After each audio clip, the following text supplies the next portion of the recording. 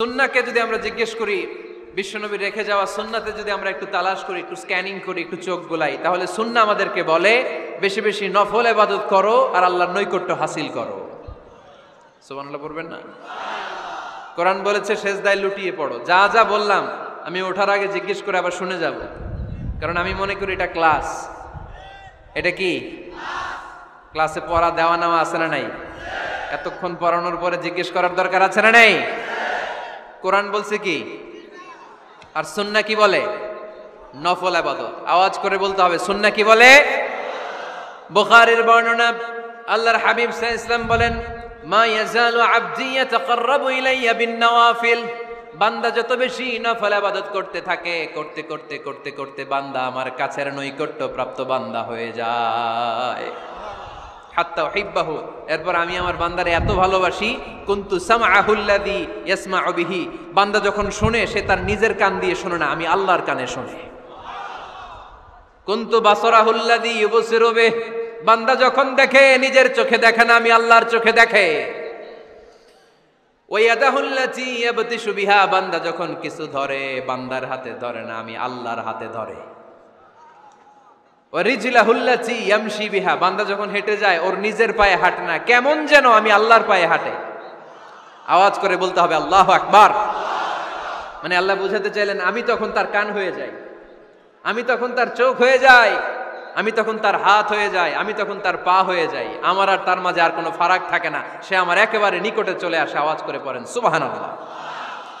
তাহলে বান্দা যখন নফল ইবাদত করে তখন বান্দার হাত আর বান্দার হাত থাকে না, ওইখানে আল্লাহর হাত যুক্ত হয়ে যায়। বান্দার পা থাকে না, সেখানে আল্লাহর পা যুক্ত হয়ে যায়। বান্দা যখন দেখে নিজ চোখে দেখে না, আল্লাহর দৃষ্টিশক্তি সেখানে যুক্ত হয়ে যায়। চিল্লায় বলেন ঠিক কি না? এজন্য নফল ইবাদত করতে রাজি আছেন তো? সুনানে তিরমিজির বর্ণনায় আল্লাহর হাবিব সাল্লাল্লাহু আলাইহি ওয়াসাল্লাম বললেন, হাদিসে কুদসি, কিয়ামতের দিন বান্দার যখন ফরজে ঘাটতি হবে, কিসে ঘাটতি হবে? ফরজে। আল্লাহ পাক বলবেন, উনজুরু হাল্লি আবদি মিন তাতাওয়ু।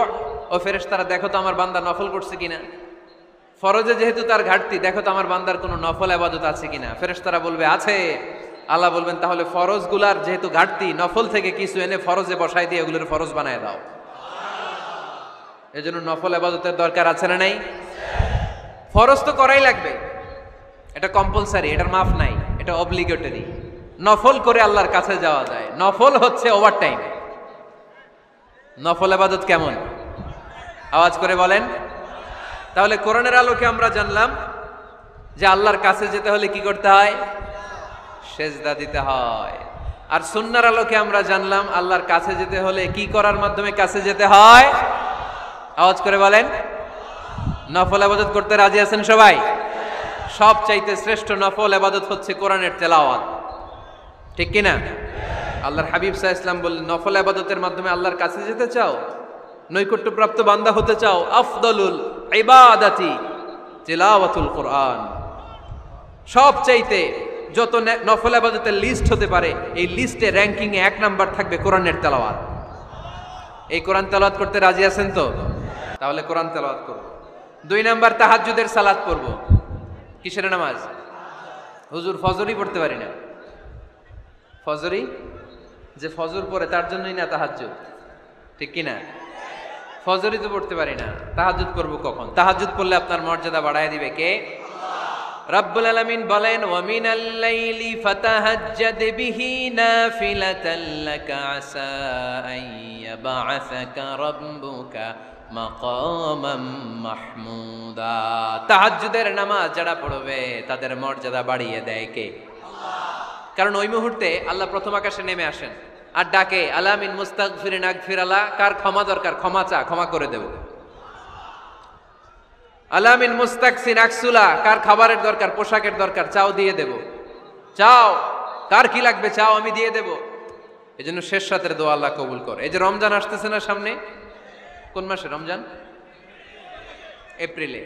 সেজদায়ে নত হও, অশ্রু ছাড়ো, প্রভুর শরণে হৃদয় গাড়ো।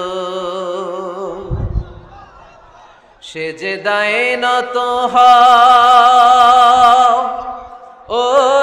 ছাড়ো, প্রভুর শরণে হৃদয় গাড়ো, প্রাণ খুলে সব ব্যথা বলো প্রভুকে, বলো প্রভুকে। রাত কি কেটে যাবে ঘুমে অলসে, রাত কি কেটে যাবে ঘুমে অলসে। তুমি কি জানবে না তোমার নিজেকে, প্রভুকে। রাত কি কেটে যাবে ঘুমে অলসে, ঠিক কিনা? ঘুমে অলসে আমাদের রাত কেটে যায়, সেজদা দেওয়ার সময় নাই।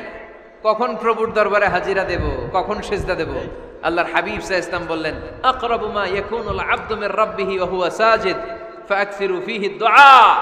তোমরা যখন সেজদায় লুটিয়ে পড়ো তখন তোমরা আল্লাহর সবচাইতে কাছে চলে যাও, এজন্য ওই সময় বেশি বেশি আল্লাহর কাছে চেয়ে নাও। সুবহানাল্লাহ পড়েন। মনের যত আকুতি আছে, যত জ্বালা আছে, যত বেদনা, সেজদায় পড়ে আল্লাহরে বলার দরকার আছে না নাই? কারণ কেউ যেটা শোনে না, শোনে কে? পরীক্ষায় ভালো করতে চান, সেজদায় লুটিয়ে পড়ে আল্লাহরে বলেন। নেককার স্ত্রী চান, সেজদায় পড়ে আল্লাহরে বলেন। নেককার সন্তান চান, সেজদায় লুটিয়ে পড়ে আল্লাহরে বলেন। বিসিএস পরীক্ষায় টিকতে চান, সেজদায় লুটিয়ে পড়ে আল্লাহকে বলেন। পাসপোর্ট দিয়ে রেখেছেন, ভিসা হয় না, সেজদায় লুটিয়ে পড়ে আল্লাহরে বলেন। মনের যত জ্বালা, যত যন্ত্রণা, যত আকুতি, যত হাহাকার, সেজদায় লুটিয়ে পড়ে আল্লাহরে বলেন। কারণ আল্লাহর দরবার এমন দরবার, এই দরবার থেকে কেউ কোনোদিন খালি হাতে ফিরে না। চিল্লায় বলেন ঠিক কিনা? কেউ ফিরে না খালি হাতে আল্লাহরে তোর দরবারেতে, তাই না? পড়েন সবাই, কেউ ফিরে না। আকরাবু মা ইয়াকুনুল আবদু মির রাব্বিহি ওয়া হুয়া সাজিদ। বান্দা যখন সেজদায় লুটিয়ে পড়ে, বান্দা আল্লাহর সবচাইতে কাছে চলে যায়। এই কথাটা মনে থাকবে আপনাদের সবার। আমরা কখন আল্লাহর সবচেয়ে কাছে যাই? আওয়াজ করে বলেন। যখন আমরা সেজদায় পড়ে থাকি। আপাত দৃষ্টিতে মনে হয় সেজদাটা যখন দেই জায়নামাজের উপরে আমার কপালটা পড়ে, সেজদাটা যখন দেই মসজিদের টাইলসের উপরে আমার সেজদাটা পড়ে, সেজদাটা যখন দেই মনে হয় যে মসজিদের কাপড়ের উপর আমার কপালটা পড়ে। কিন্তু বিশ্বনবী বলেন না, তোমার কপালটা আল্লাহর কুদরতি পায়ের উপরে পড়ে। আকরাবু মা ইয়াকুনুল আবদু মির রাব্বিহি ওয়া হুয়া সাজিদ। বান্দা যখন সেজদায় লুটিয়ে পড়ে, বান্দা আল্লাহর সবচাইতে কাছে চলে যায়। তাহলে কোরআন আমাদেরকে জানালো, যদি আল্লাহর প্রিয় হতে চাও সেজদায় লুটিয়ে পড়ো। আল্লাহর প্রিয় হতে চাইলে কি করব? আওয়াজ করে বলেন, কি করতে হবে? আল্লাহর হাবিব সাল্লাল্লাহু আলাইহি ওয়াসাল্লাম লম্বা সময় ধরে রাতে সেজদায় পড়ে থাকতেন। আল্লাহর হাবিব সাল্লাল্লাহু আলাইহি ওয়াসাল্লামের সাহাবারা সব সময় লম্বা লম্বা রুকু দিতেন, লম্বা লম্বা সেজদা দিতেন। কিন্তু আমরা রুকুর মধ্যে তাড়াহুড়ো করি, সেজদা দিতে যে তাড়াহুড়ো করি, এরকম আছে না নাই? নিমসার এলাকায় এরকম কেউ নাই আলহামদুলিল্লাহ। আপনারা তাড়াহুড়ো করেন? করবেন না আমার ভাইয়েরা। There is no rushing in salah. সালাতে তাড়াহুড়ো নেই। There is no hastiness in salah. সালাতে কোনো তাড়াহুড়ো নেই। সল্লু সালাতান মুআদ্দি'। এমন ভাবে নামাজে দাঁড়াবেন মনে করবেন এটাই হতে পারে আমার জীবনের শেষ নামাজ, ঠিক কি না? Perform the salah as if this is your last and final prayer. এমন ভাবে মুসল্লায় দাঁড়ান মনে করেন এটাই হতে পারে জীবনের শেষ নামাজ। This is my last chance. এখন বাজে 3:30। কেউ যদি বলে আসরের যে নামাজটা পড়বেন এটাই আপনার জীবনের শেষ নামাজ, ওই নামাজ আপনি তাড়াহুড়া করবেন? কথা বলেন। আরে কাঁদতে কাঁদতে আপনি শেষ। এত সুন্দর ওযু বানাবেন, এত সুন্দর আতর মেখে যায় নামাজ বিছিয়ে পাঞ্জাবিটা পরে আপনি নামাজে দাঁড়াবেন। রুকুতে কি সুন্দর রুকু করবেন, লম্বা সময় সেজদা করে চোখের পানি দিয়ে তো সেদিন আপনার জায়নামাজ আপনি ভিজিয়ে দিবেন, ঠিক কি না? কেন এমনটা করবেন? কারণ আপনি জেনে গিয়েছেন এটাই আমার শেষ নামাজ, তাই না? তো প্রতিটা নামাজের সময় এই জিনিসটা ভাবলে সমস্যা কোথায়? আমরা যে আরো আধা ঘন্টা এখানকার সবাই বেঁচে থাকবো কোনো গ্যারান্টি আছে? আরো 10 মিনিট হায়াত পাবো, গ্যারান্টি? 5 মিনিট, 2 মিনিট, শ্বাস যেটা নিলাম, ব্রেথ ইন করলাম, এটার ব্রেথ আউট করতে পারবো, কোনো গ্যারান্টি আছে? তো প্রতিটা সালাতের মুসল্লায় যখন দাঁড়াই এই চিন্তাটা আমাদের মাথায় আসে না কেন যে এটাই আমার শেষ নামাজ? সল্লু সালাতান মুআদ্দিন। আমার প্রিয় কুমিল্লাবাসী ভাইয়েরা, যখনই নামাজে আমরা দাঁড়াবো আমরা ভাববো হতে পারে এটাই আমার জীবনের শেষ নামাজ, এটাই জীবনের, ভাবা যাবে? আর লম্বা চূড়া রুকু করবেন, লম্বা সেজদা করবেন, রুকুতে পিঠটা সোজা রাখবেন। আল্লাহর হাবিব সাল্লাল্লাহু আলাইহি ওয়াসাল্লাম যখন রুকু করতেন পিঠটা থাকতো স্ট্রেট ফরওয়ার্ড, বাঁকাও না উঁচুও না, ওয়াকানা বাইনা যালিক। সাহাবারা বলতেন আল্লাহর হাবিব সাল্লাল্লাহু আলাইহি ওয়াসাল্লামের রুকুর পিঠের উপরে পানি ভর্তি কোনো গ্লাস রেখে দিলে গ্লাসটাও কাঁপবে না, পানিটাও পড়বে না। তার মানে বাঁকা ছিল পিঠ, তাই না? কি ছিল? সোজা। আবার আল্লাহর হাবিব সাল্লাল্লাহু আলাইহি ওয়াসাল্লাম বললেন সবচেয়ে বড় চোর যে নামাজে চুরি করে। সাহাবারা বললেন কাইফা ইয়াসরিকু ফিস সালাহ, নামাজে কেমনে চুরি করে? আল্লাহর হাবিব সাল্লাল্লাহু আলাইহি ওয়াসাল্লাম বললেন ইয়াসরিকু ফি রুকুইহি ওয়া সুজুদিহি, রুকু সেজদায় চুরি করে। এরকম নামাজ চোর আছে না নাই? রুকু থেকে সোজা হয়ে দাঁড়িয়ে কয়েক সেকেন্ড আপনি রিল্যাক্স করবেন। প্রথম সেজদা দিয়ে আপনি সোজা হয়ে বসে কয়েক সেকেন্ড রিল্যাক্স করবেন। কি করবেন? রিল্যাক্স। আওয়াজ করে পড়েন সবাই, রিল্যাক্স। নামাজে তাড়াহুড়ো নাই, সালাত হচ্ছে মেডিটেশন, রিল্যাক্স। এক সেজদা দিয়ে বসে আপনি রিল্যাক্স করবেন ধীরস্থির ভাবে, এরপরে দ্বিতীয় সেজদায় যাবেন। অনেকে সেজদা প্রথমটা দিয়ে কোন রকম মাথাটা তুইলেই আবার সেজদায় দৌড় মারে, আছে না নাই? রুকু থেকে স্ট্রেট ফরওয়ার্ড দাঁড়ানোর কথা, দাঁড়িয়ে 1-2 সেকেন্ড রিল্যাক্স করার কথা, ওইটা না করে রুকু থেকে কোন রকম মাথা তুলেই আবার সেজদায় দৌড় মারে, এরকম ডাকাত আছে না নাই? এরাই সালাত চোর।